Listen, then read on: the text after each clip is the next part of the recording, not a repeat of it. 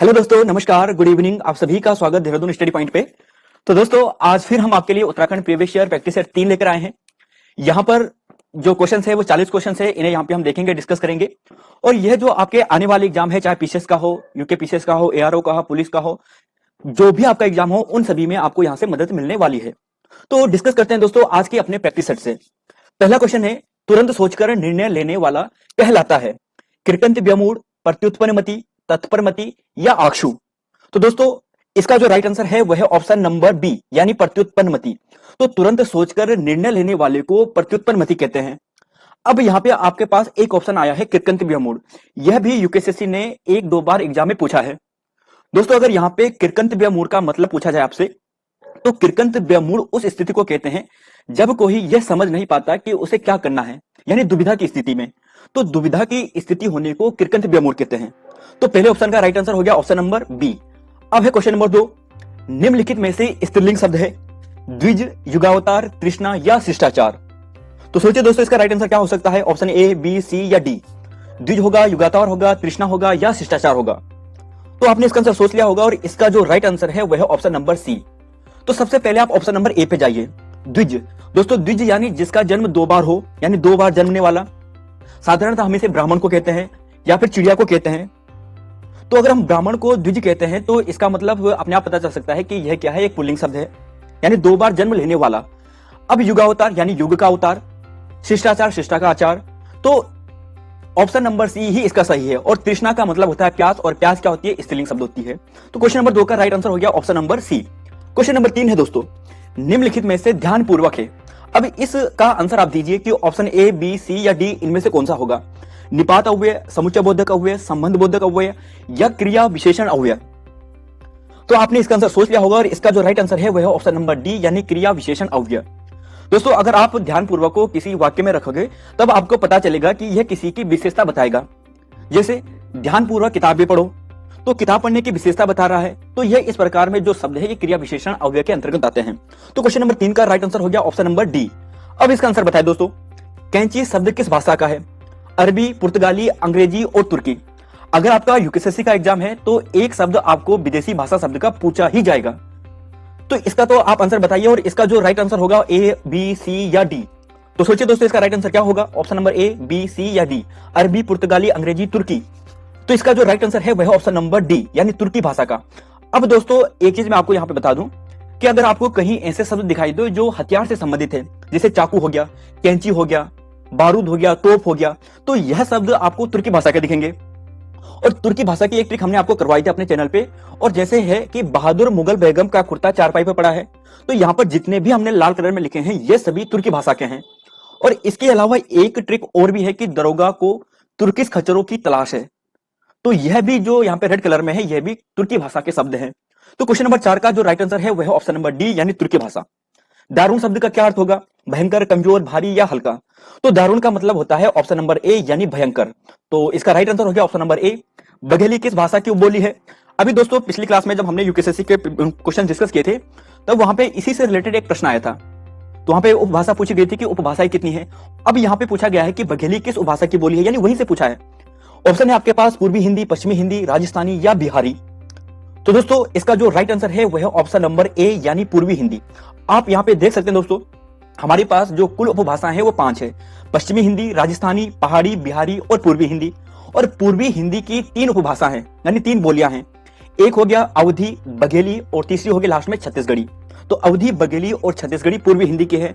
बाकी हरिवाणी, खड़ी बोली, ब्रजभाषा, बुंदेली, कन्नौजी या फिर निमाड़ी भी आ जाती है कभी कभी, तो यह पश्चिमी हिंदी की है। तो यह भी आपसे पूछा जाता है। दोस्तों, प्रश्न ऐसे भी बनते हैं कि राजस्थानी भाषा के जो उपभाषा है इसकी कितनी बोलियां हैं, पूर्वी हिंदी की कितनी उपबोलियां हैं। तो इस हिसाब से भी आप इसे याद करें।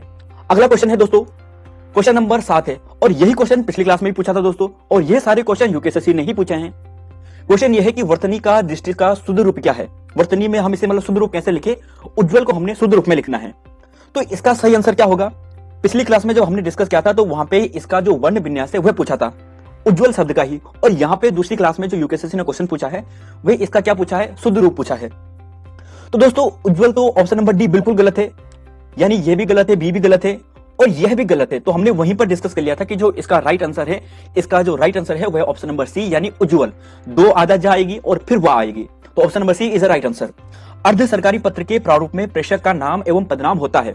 तो अर्ध सरकारी पत्र से भी प्रश्न बनते हैं और इसका जो राइट आंसर होगा वह होगा बाईं ओर सबसे नीचे। यानी अगर आप यहां पे देखोगे ये कोई प्रारूप है आपके पास, तो प्रारूप में अगर आप ऐसे कोई प्रारूप है तो यहां पर इस साइड में बाईं ओर सबसे नीचे की ओर जो होगा वो अर्ध सरकारी पत्र का प्रारूप होगा, यानी प्रेक्षक का नाम यहां पे होगा। तो इसका जो राइट आंसर हो गया वो होगा ऑप्शन नंबर ए, यानी क्वेश्चन नंबर 8 का ऑप्शन नंबर ए। अगला क्वेश्चन है दोस्तों क्वेश्चन नंबर 9 कि निम्नलिखित में से दंतोष्य ध्वनियां हैं यारा, लावा, पाफा या वाफा। तो ये तो सरल क्वेश्चन है और इसका जो राइट आंसर है वह ऑप्शन नंबर डी यानी वा और फा। तो दंतोष्ठ्य यानी दंत और ओष्ठ से जो बनकर आता है वह कौन सा है, वा और फा। कई बार आपको केवल वा दिखे, लेकिन अगर दोस्तों इसे हम ऐसे लिखते हैं जैसे फा के नीचे एक हलंत लिख देते हैं यहाँ पे, तो यह दंतोष्ठ्य में आता है। तो option number D is right answer. Last question है आज हिंदी का कि स्रोत भाषा में व्यक्त विचारों को लक्ष्य भाषा में अभिव्यक्त करने की प्रक्रिया को कहते हैं। संक्षेपण, पल्लवन, प्रेक्षण या अनुवाद। दोस्तों यहां पे साफ पता चल रहा है कि स्रोत भाषा के विचारों को लक्ष्य भाषा में अभिव्यक्त करना, यानी इसमें हम क्या कर रहे हैं, रूपांतरण कर रहे हैं, ट्रांसलेट कर रहे हैं। तो इसका जो राइट आंसर है वह ऑप्शन नंबर डी यानी अनुवाद। अब संक्षेपण का अर्थ होता है संक्षेप में लिखना और पल्लवन का जो अर्थ होता है वो होता है विस्तार करना। तो यहाँ पे आप इन भाषा जो यहाँ पे ये शब्द है इन्हें भी आप याद करें। अब बात करते हैं जीएस और उत्तराखंड के क्वेश्चंस की। क्वेश्चन नंबर 11 है Indian medicine pharmaceutical corporation limited कहां पर स्थित है? ऋषिकेश में है, मोहान में है, रानीखेत में है या रानीपुर में है? तो दोस्तों इसका जो राइट आंसर की बात करें तो वह है ऑप्शन नंबर बी यानी मोहान। आप ऐसे याद करें कि जहां पर आपको एम दिखे यानी मेडिसिन दिखे तो वहां पे आप मोहन करोगे, और यहीं पर अगर डायरेक्ट पूछा होता कि Indian drugs and pharmaceutical corporation limited, तो ड्रग्स पूछा होता तब आप ऋषिकेश जाते हैं, और यहीं पर अगर मेडिसिन पूछा है तो अब आप कहां पे जाओगे, मोहान में जाओगे। तो ऑप्शन नंबर 11 का जो होगा वो बी इसका राइट आंसर होगा। क्वेश्चन नंबर 12 है कि एनएबी का पूरा नाम क्या है? तो दोस्तों एनएबी की आपको फुल फॉर्म बतानी है, तो फुल फॉर्म भी आपसे पूछी जाती है और आपके पास ऑप्शन है new added value, new agency value, net assets value या फिर नेट एसेट्स वैल्यूएशन। तो दोस्तों ऑप्शन नंबर डी गलत है, ऑप्शन नंबर ए भी गलत है और ऑप्शन नंबर जो सी है वह राइट है। नेट एसेट्स वैल्यू इसका राइट आंसर है, यानी एनएबी का। क्वेश्चन नंबर 13 है रेडर शब्द किस खेल में प्रयोग किया जाता है? फुटबॉल में, हॉकी में, बैडमिंटन में या कबड्डी में? तो दोस्तों ऐसे प्रश्न भी बनते हैं यानी खेल शब्दावली से आयोग द्वारा। तो इसके सही आंसर की बात करें तो ऑप्शन नंबर डी इसका राइट है। कबड्डी में जो रेडर शब्द है उसका प्रयोग किया जाता है, और कबड्डी में अगर खिलाड़ियों की संख्या पूछी जाए तो खिलाड़ियों की जो संख्या होती है वह होती है 7। अब दोस्तों और शब्दावली की बात करें, अगर हम कबड्डी से बात करते हैं तो कबड्डी में होता है, एक होता है एंटी वर्क लाइन, एक होता है मार्च लाइन और एक होता है बहुत फेमस है वो है बैटिंग ब्लॉक। तो बैटिंग ब्लॉक जो शब्द है वो आपको कबड्डी में ही देखने को मिलेगा। क्वेश्चन नंबर 14 है कि यदि एक दर्पण से देखने में लगता है कि घड़ी में 6:10 बजे हैं, तो घड़ी का वास्तविक समय क्या होगा? तो दोस्तों वास्तविक समय और काल्पनिक समय निकालने में जो घड़ी का जो तरीका है वह होता है 11:60 से माइनस कर दो। यानी अगर 11:60 से अगर हम इसे माइनस कर दें तो हमारा आंसर निकल जाता है। यानी 6 और 10 अगर हम इसे माइनस करोगे तो कितना आएगा, 50, और यहाँ पे आएगा 5। तो 5:50 इसका राइट आंसर है। तो ऑप्शन नंबर बी इसका सही है। तो क्वेश्चन नंबर 14 का right answer option number B. तो दर्पण में ऐसा ही होता है दोस्तों कि आपको 11:60 से माइनस करना है, यानी जो 12 घंटे होते हैं उससे माइनस करना है। तो 11 तो घंटे हो गए, 60 मिनट हो गए, तो टोटल 12 हो गया। तो इससे हमें जो नंबर होगा उसे माइनस करना है, हमारा वास्तविक समय निकल जाता है। क्वेश्चन नंबर 15 है कि उत्तर प्रदेश पुनर्गठन विधेयक 2000 को लोकसभा में प्रस्तुत किया गया। जो उत्तर प्रदेश जो पुनर्गठन विधेयक है 2000 वह लोकसभा में कब प्रस्तुत किया गया? दोस्तों यहाँ पे प्रस्तुत करने की तिथि पूछी है, तो इसका जो राइट आंसर होगा वह होगा ऑप्शन नंबर सी, यानी 27 जुलाई 2000 को। अब दोस्तों यहीं पर आपको ऐसा पूछा जाता है कि लोकसभा में कब पास हुआ। तो लोकसभा में अगर आपको ऐसा पूछा जाता कि कब पास हुआ, तब आपकी जो तिथि होती है वो होती 1 अगस्त 2000 को। और यहीं पर अगर ऐसा पूछा कि राज्यसभा में, तो राज्यसभा में 10 अगस्त को होता। और यहीं पर दोस्तों अगर ऐसा पूछा जाता कि राष्ट्रपति द्वारा, जो राष्ट्रपति के आर नारायण द्वारा इसे कब स्वीकृति दी गई थी, तब आपका जो राइट आंसर होता है वह होता 28 अगस्त। तो यह भी आप यहाँ पे याद रखोगे।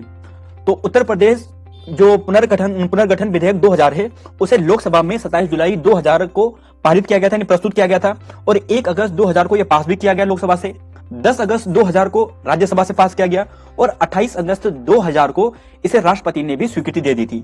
तो क्वेश्चन नंबर 15 का जो राइट आंसर है वो option number C. Question number 16 है कि पारिस्थितिकी तंत्र शब्दावली का प्रयोग सर्वप्रथम किसने किया? तो दोस्तों ये सरल क्वेश्चन है और इसका जो राइट आंसर है वह है ए जी टांसले।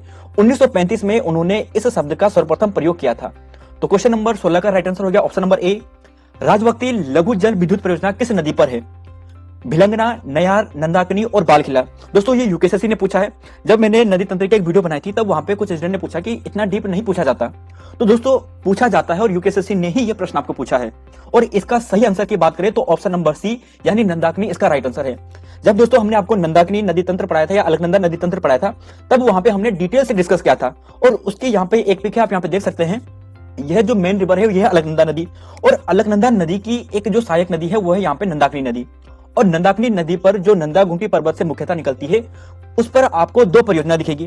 पहली परियोजना राजवक्ती परियोजना और दूसरी परियोजना आपको दिखेगी है वनाला परियोजना।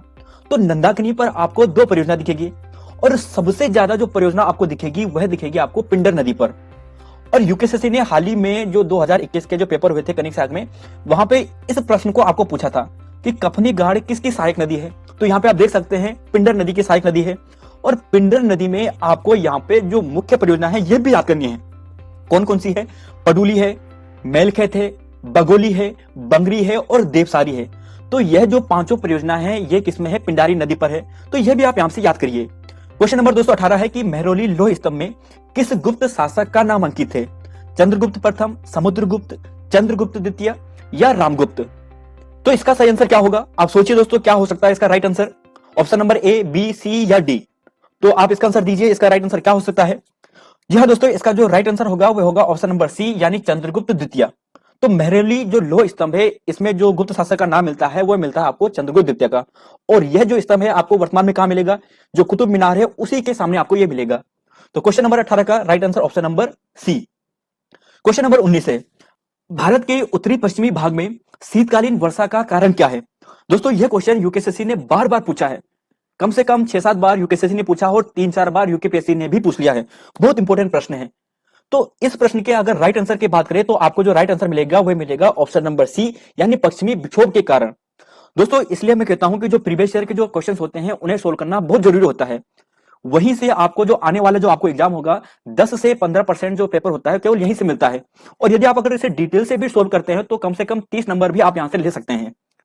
तो फिलहाल दोस्तों क्वेश्चन नंबर 19 का जो राइट आंसर है वह ऑप्शन नंबर सी यानी पश्चिमी विक्षोभ। क्वेश्चन नंबर 20 की बात करते हैं। किस दुर्लभ जीव पर 7 अक्टूबर 1963 ईस्वी को डाक विभाग द्वारा एक डाक टिकट जारी किया गया? हिमालय पांडा, कस्तूरी मृग, हिम तेंदुआ या उपयुक्त में से कोई नहीं? तो दोस्तों इसका जो राइट आंसर है वह ऑप्शन नंबर ए यानी हिमालय पांडा। अब यहीं पर आपको ऐसा पूछा जाता है कि मोनाल पूछा जाता है। तो दोस्तों मोनाल का है 1975। और यहीं पर आपको पूछा जाता है बुरांस का। तो मोनाल हो गया, बुरांस हो गया और ब्रह्मकमल, इन तीनों को भी आप यहीं पर याद करें। और कस्तूरी मृग का क्या है वो आप कमेंट बॉक्स में लिखें। तो ब्रह्मकमल का पूछा जाए, बुरांस का पूछा जाए और मोनाल का पूछा जाए। तो मोनाल हो गया 1975, बुरांस की बात करें तो 1977 यानी 2 साल बाद 1977। और यहीं पर अगर ब्रह्मकमल की बात की जाए तो 1982 में। तो यह भी आपको यहां से याद करना है। क्वेश्चन नंबर 21 है कि निम्नलिखित में से किस उपनिषद का संबंध अथर्ववेद से नहीं है? प्रश्न का, कठ का, मुंडक का या मांडुक्य का? दोस्तों इसका जो राइट आंसर है वह ऑप्शन नंबर, जी हाँ दोस्तों ऑप्शन नंबर बी इसका राइट है। जो कठ उपनिषद है, कठ उपनिषद की बात करें इसे हम कठोपनिषद भी कहते हैं। और कठोप उपनिषद यजुर्वेद का एक उपनिषद है यानी उसका एक उपनिषद है। और यहां पर आपको जो यम नचिकेता है, यम नचिकेता, इसका संवाद आपको देखने को मिलता है। तो यह भी काफी इंपॉर्टेंट है, पूछा जाता है कई बार कि यम नचिकेता का जो आपको दिखाई देता है वो कहां पे दिखाई देता है? कठोपनिषद में। और यह यजुर्वेद का है एक उपनिषद। तो क्वेश्चन नंबर 21 हो गया। क्वेश्चन नंबर 22 है, निम्न में से कौन सुमेलित नहीं है? पहाड़, नैनीताल, आज का पहाड़ पिथौरागढ़, उत्तरा अल्मोड़ा या धात की बात करें तो देहरादून? तो दोस्तों इसका जो राइट आंसर है यह ऑप्शन नंबर सी यानी उत्तरा अल्मोड़ा में।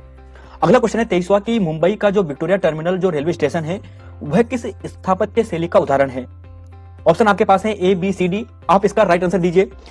तो दोस्तों इसका जो राइट आंसर की बात करें तो वह है ऑप्शन नंबर ए यानी नव गोथिक जो शैली है उसमें जो विक्टोरिया जो टर्मिनल है रेलवे स्टेशन को वह बनाया गया है। तो क्वेश्चन नंबर 23 का राइट आंसर ऑप्शन नंबर ए। क्वेश्चन नंबर 25 है दोस्तों की कोडरमा प्रसिद्ध है तांबा, लोहा, बॉक्साइट या अभ्रक?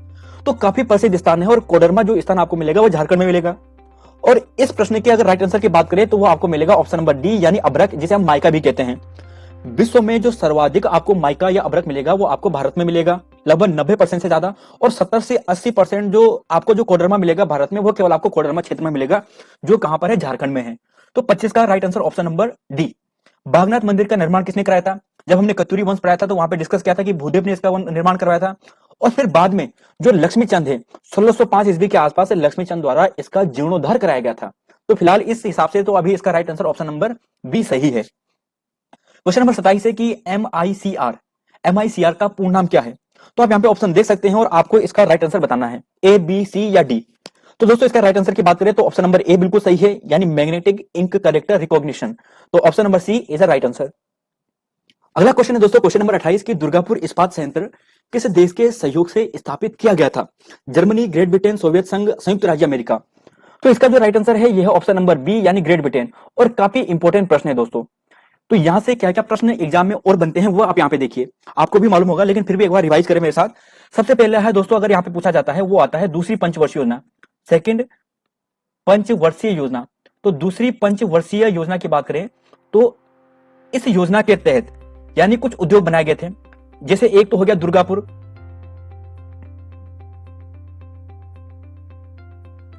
हो गया। इसके अलावा बात करें जो आपको पश्चिम बंगाल में दिखेगा, यानी पश्चिम बंगाल हो गया। दूसरे की बात करें तो दूसरा है राउरकेला, यह भी कई बार आ चुका है राउरकेला। और राउरकेला आपको कहां पे दिखेगा? ये आपको दिखेगा, जो राउरकेला है वो आपको दिखेगा कहां पे? उड़ीसा में। और उड़ीसा में किसकी सहायता से? जर्मनी की सहायता से। तो यह भी पूछा जाता है, तो जर्मनी की सहायता से। तीसरे की बात करें तो तीसरा है भिलाई, और भिलाई की बात करें तो यह आपको मिलेगा छत्तीसगढ़। और किसकी सहायता से? यूएसएसआर की सहायता से। तो तीन इंपोर्टेंट आपको मिलेंगे दूसरी पंचवर्षीय योजना में। और यहीं पर दोस्तों अगर हम बात करते हैं तीसरी पंचवर्षीय योजना की, तो तीसरी पंचवर्षीय योजना की बात करते हैं यहां पे, तीसरी पंचवर्षीय योजना। तो तीसरी पंचवर्षीय योजना में एक प्रसिद्ध है और उसका नाम क्या है? उसका नाम है बोकारो। तो बोकारो जो आपको यहां पे दिखेगा, यानी बोकारो स्टील प्लांट। तो बोकारो स्टील प्लांट की बात करें तो यह आपको दिखेगा झारखंड। और यह भी किसके सहायता से? यूएसएसआर की सहायता से है। दोस्तों लिखने में थोड़ा दिक्कत आती है पेट में, तो आप यहां पे समझ जाइए कि इसका जो राइट आंसर है आपको यहां से मिल जाएंगे। तो दूसरी पंच योजना दुर्गापुर, राउरकेला और भिलाई, और तीसरी पंच योजना में क्या है? बोकारो स्टील प्लांट, जो झारखंड में है और यूएसएसआर की सहायता से बना था। क्वेश्चन नंबर 29 है कि जोहान्सबर्ग में सतत विकास सम्मेलन किस वर्ष हुआ? तो काफी बार यह प्रश्न बन चुका है और इसका जो राइट आंसर है वह ऑप्शन नंबर ए 2002 इसका राइट आंसर है। और इसे अर्थ समिट भी कहते हैं। आयोग यहाँ पे घूमकर प्रश्न पूछता है कि जोहान्सबर्ग में जो सतत विकास सम्मेलन कब हुआ, या जो पृथ्वी समिट है ये कब हुआ था, कहां हुआ था जोहान्सबर्ग वाला, तो ऐसा पूछा जाता है। क्वेश्चन नंबर 30 है कि संयुक्त राष्ट्र निशस्त्रीकरण आयोग की स्थापना कब हुई? तो इसका आंसर बताइए दोस्तों, इसका जो राइट आंसर होगा क्या होगा? सोचिए दोस्तों इसका जो राइट आंसर क्या हो सकता है? Option number A, B, C या डी। 11 जनवरी 1952, 11 जून 1952, 31 दिसंबर 1954 या 24 अक्टूबर 1955। तो इसका सही आंसर क्या होगा? तो इसका जो राइट आंसर है दोस्तों वह है ऑप्शन नंबर ए, यानी 11 जनवरी 1952 को। तो संयुक्त राष्ट्र निशस्त्रीकरण आयोग की जो स्थापना की गई थी वो 11 जनवरी 1952 को की गई थी। क्वेश्चन नंबर 31 है कि केदारनाथ पुनर्निर्माण का कार्य नेहरू पर्वतारोहण संस्थान द्वारा कब शुरू किया गया था? तो इसका राइट आंसर क्या है दोस्तों? यह है 11 मार्च 2014, यानी ऑप्शन नंबर बी इसका राइट है। क्वेश्चन नंबर 32 है कार्य के बदले अनाज कार्यक्रम की शुरुआत कब हुई थी?